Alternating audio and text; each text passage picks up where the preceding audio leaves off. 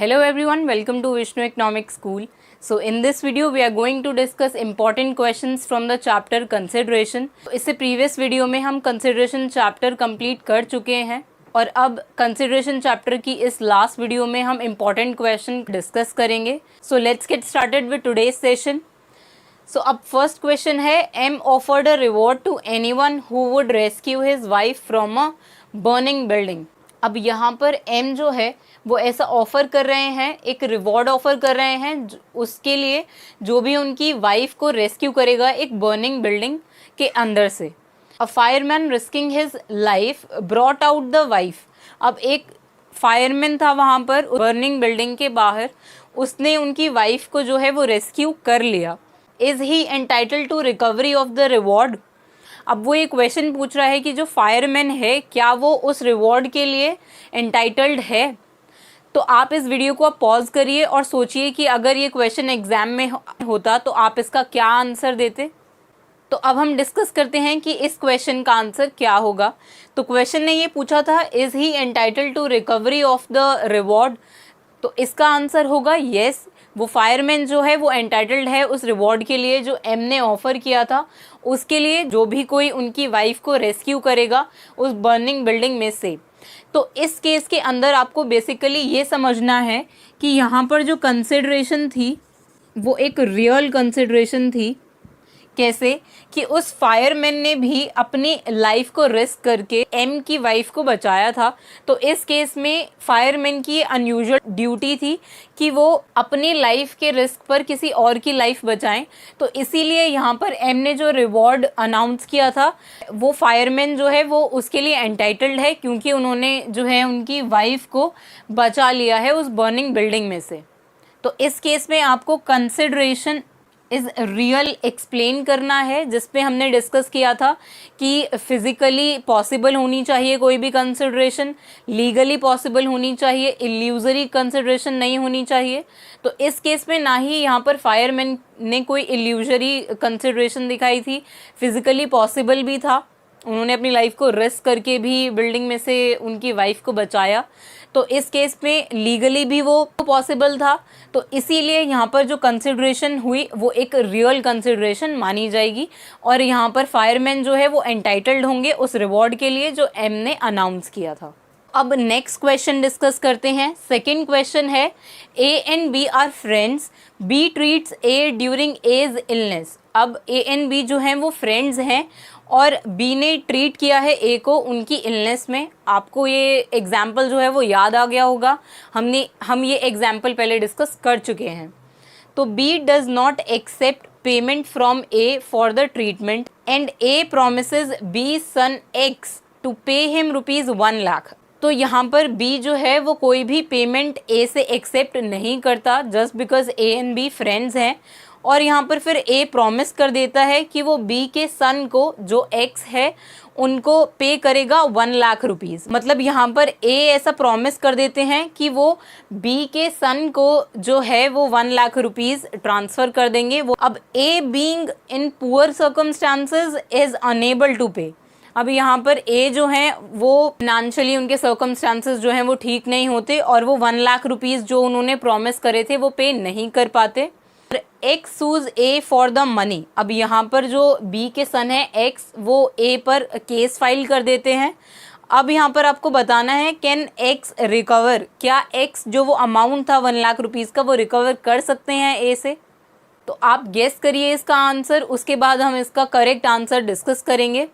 तो इस केस में जो एक्स हैं वो यहाँ पर ए से अमाउंट रिकवर नहीं कर सकते. क्यों? क्योंकि हमने exceptions to the rule no consideration no contract में पढ़ा था कि जो पास्ट वॉलंटरी सर्विसेज हैं, अब यहाँ पर बी ने जो है वो एक वॉलंटरी सर्विस दी थी ए को जिसमें उन्होंने उनको इलनेस से ट्रीट किया था. तो यहाँ पर जो प्रॉमिसी है उसी ने वो एक्टिविटी परफॉर्म की होनी चाहिए प्रॉमिसर के लिए. यहाँ पर बी ने ही उनको ट्रीट किया था, बी के सन ने नहीं. तो इस केस में एक्स जो हैं वो केस फाइल नहीं कर सकते ए के ऊपर वो ₹1,00,000 रिकवर करने के लिए. बी के सन ने ए को बचाया होता तो उस केस में एक्स जो है वो डेफिनेटली वो 1 लाख रुपीज़ रिकवर कर सकते थे। लेकिन यहाँ पर बी ने वो सर्विसेज प्रोवाइड करी थी ए को, वो पास्ट वॉलंटरी सर्विस प्रोवाइड करी थी, तो इस केस में अगर वो अमाउंट जो है वो बी रिकवर करना चाहे तो वो कर सकते हैं, ना कि उनका जो सन है वो रिकवर कर पाएगा। तो आई होप आपने भी यही आंसर सोचा होगा इसके लिए। तो अब नेक्स्ट क्वेश्चन डिस्कस करते हैं। नेक्स्ट क्वेश्चन है, x a social reformer promised why a reward of ₹500। अब एक्स जो हैं वो सोशल रिफॉर्मर हैं, मतलब वो समाज सुधार के लिए काम करते हैं और उन्होंने प्रॉमिस किया है वाई को कि वो उन्हें एक रिवॉर्ड देंगे 500 रुपीज़ का। क्यों? इफ़ ही रिफ्रेन्ड फ्रॉम स्मोकिंग, अगर वाई जो है वो स्मोकिंग करना बंद कर देते हैं फॉर 2 years, 2 सालों के लिए अगर वाई जो है वो स्मोकिंग करना बंद कर देते हैं तो एक्स जो है वो उनको 500 रुपीज़ देंगे। वाई डज सो, अब यहाँ पर वाई ऐसा ही करते हैं, नेक्स्ट 2 years तक वो स्मोकिंग नहीं करते। Is he entitled to the reward, अब यहाँ पर क्या वाई जो है वो उनको 2 साल बाद स्मोकिंग ना करने के लिए एक्स से रिवॉर्ड मिलेगा उस 500 रुपीज़ का? तो इसका आपको आंसर देना है। तो इसका आंसर होगा कि येस, डेफिनेटली वाई एंटाइटल्ड हैं उस रिवॉर्ड के लिए। क्यों? क्योंकि ये केस है एब्स्टिनेंस का। अब हम ये डिस्कस कर चुके हैं कि कोई एक्टिविटी परफॉर्म ना करने के लिए भी कंसिडरेशन हो सकती है।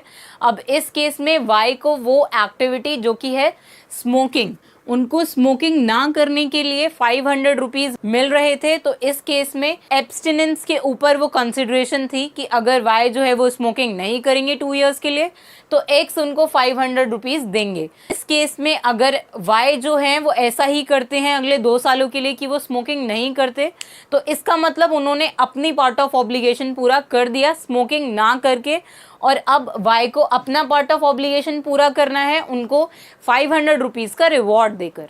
तो अब नेक्स्ट क्वेश्चन, 4th क्वेश्चन है, for a valid consideration from B, A makes a promise to B that he would coach C in the month of March. अब यहाँ पर क्या हो रहा है कि एक वैलिड कंसिडरेशन के अगेंस्ट ए से ऐसा प्रॉमिस कर लेते हैं कि वो सी को कोच करेंगे मार्च मंथ के लिए। अब यहाँ पर ए को जो है वो कुछ प्राइस पे करेंगे बी, किस लिए? सी को कोच करने के लिए in the month of March. तो आगे क्या होता है, she sues A on the promise, discuss whether he can succeed.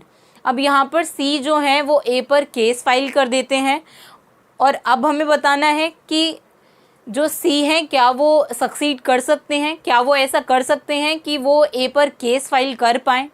तो यहाँ पर ये केस है a stranger to a contract can't sue. अब यहाँ पर क्या हो रहा है कि सी जो है वो एक स्ट्रेंजर हैं इस कॉन्ट्रैक्ट के लिए। अब आप इसको रिकॉल करिए कि हमने जो ये केस डिस्कस किया था जिसमें कोई भी स्ट्रेंजर जो है वो किसी कॉन्ट्रैक्टिंग पार्टी पर केस फाइल नहीं कर सकता, उसमें हमने देखा था, उसमें हमने एक्सेप्शंस पढ़े थे कि किन किन केसेस में कोई भी स्ट्रेंजर जो है वो कॉन्ट्रैक्टिंग पार्टीज़ पर, जो यहाँ पर ए एंड बी हैं, इन पर केस फाइल कर सकता है। उसमें 4 कंडीशंस थे कि यहाँ पर सी और बी जो हैं वो ट्रस्ट रिलेशनशिप में होने चाहिए, या फिर ऐसा होना चाहिए वो जो थर्ड पार्टी है जो यहाँ पर सी है वो बी की एजेंट है, या फिर ऐसा है कि बी ने अपने राइट्स जो हैं वो सी को ट्रांसफ़र किए हैं। तो यहाँ पर ऐसी कोई भी कंडीशन नहीं है। तो इस केस में ये प्रूव्ड है कि सी जो है वो स्ट्रेंजर टू द कॉन्ट्रैक्ट है, उस मार्च मंथ के लिए उनको कोचिंग नहीं देते तो सी जो है वो उन पर केस फाइल नहीं कर सकते। अगर इसी केस में बी होता, अगर यहाँ पर सी की जगह बी लिखा होता तो उस केस में हम कह सकते थे कि बी जो है वो सक्सीड कर सकते हैं, क्योंकि यहाँ पर 2 contracting parties A and B थे और दोनों कॉन्ट्रैक्टिंग पार्टीज ही एक दूसरे के ऊपर ब्रीच ऑफ द कॉन्ट्रैक्ट के केस में केस फाइल कर सकते हैं। तो अब आई होप आप समझ गए होंगे कि हमने कंसिडरेशन चैप्टर की जो थ्योरीज पढ़ी थी उनकी एप्लीकेशंस इन क्वेश्चंस के थ्रू। सो अब इसके नेक्स्ट वीडियो में हम फ्रेश चैप्टर से स्टार्ट करेंगे जो है capacity of parties. So that's it for this video. Thank you.